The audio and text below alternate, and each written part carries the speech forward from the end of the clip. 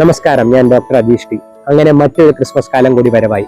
Christmas എന്നാൽ സ്നേഹത്തിന്റെയും ഒത്തുചേരലിന്റെയും അതേസമയം നല്ല ഭക്ഷണത്തിന്റെയും സമയമാണ്. ഭക്ഷണം കഴിക്കുമ്പോൾ പ്രധാനമായും നമ്മൾ കൂടുതലായും കേക്ക്, വൈന്, അതേപോലെ തന്നെ മറ്റ് അരിയാഹാരങ്ങളെല്ലാം കൂടുതലായി കഴിക്കുന്ന ഒരു സമയമായതുകൊണ്ട് പ്രമേഹ രോഗികൾ ചില കാര്യങ്ങൾ ശ്രദ്ധിക്കേണ്ടതുണ്ട്. അതിൽ 3 കാര്യങ്ങളാണ് എനിക്ക് പറയാനുള്ളത്. ആദ്യമായി നമ്മൾ ചെയ്യേണ്ടത് മിതത്വം.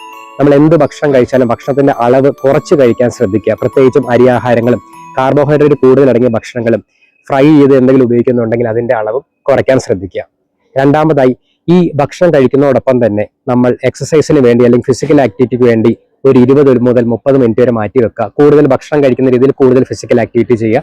അതുപോലെ തന്നെ മൂന്നാമതായി അറിഞ്ഞിരിക്കേണ്ട പ്രധാനമായ ഒരു കാര്യം, ഈ ക്രിസ്മസ് വേളയിൽ ഭക്ഷണം കഴിക്കുന്നതോടൊപ്പം തന്നെ നമ്മൾ മരുന്നുകളും കൃത്യമായി കഴിക്കാൻ ശ്രദ്ധിക്കുക.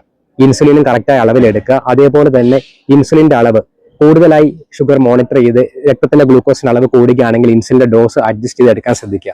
ഈ പറഞ്ഞ കാര്യങ്ങളൊക്കെ ശ്രദ്ധിച്ചുകൊണ്ട് നല്ലൊരു ക്രിസ്മസ് ആഘോഷിക്കാനും അതേപോലെ നല്ലൊരു കാലം മുന്നോട്ട് വരാനും കഴിയട്ടെ എന്ന് ഞാൻ പ്രാർത്ഥിക്കുന്നു. Wishing you A happy and A merry Christmas. Thank you.